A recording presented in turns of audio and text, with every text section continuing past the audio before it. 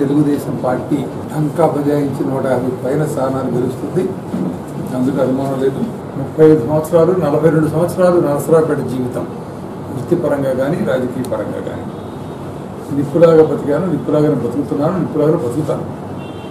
నేను కానీ నా కుటుంబం కానీ. ఈ చౌకబారు మాటలు చౌకబారు మనుషులు కాదు. మీ నాయకుడు ఉన్నాడు కదా, నాయకుడు రమ్మని చర్చకి ఎక్కడికైనా ఆయన సంగతి ఏంటో, ఆయన చరిత్ర ఏంటో, ఆయన జైలు జీవితం ఏంటో, ఆ నేర జీవితం ఏంటో మాట సమాధానం చెప్తాడు.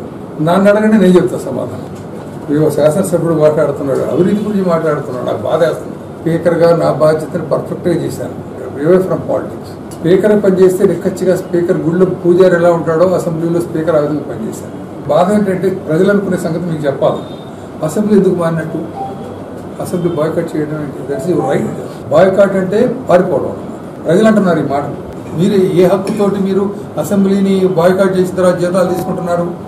జీతాలు తీసుకుంటే ఎందుకు అసెంబ్లీ రాలేదు? ఈ ప్రజల సమాధానం చెప్పండి. మీరు నేను పార్టీ మారిన వాళ్ళు డిస్క్వాలిఫై చేయలేదు నన్ను అడుగుతున్నారు. ముందు పెండింగ్ ఉంది. సరైన సమయంలో సరైన ఆధారాలతో ఉంటే చేస్తాం. ఇలాంటి వాళ్ళు ఆమెదారాలు చేయడం, చంద్రబాబు గారిని పెట్టి చేయడం, ఇవన్నీ కూడా అర్థం లేనటువంటివి. ప్రజలకు మీరు సమాధానం చెప్పాలి. రాబోయే 60 రోజుల్లో మీరు సమాధానం చెప్పలేకపోతే వాళ్ళే సమాధానం చెప్తారు ప్రజలు.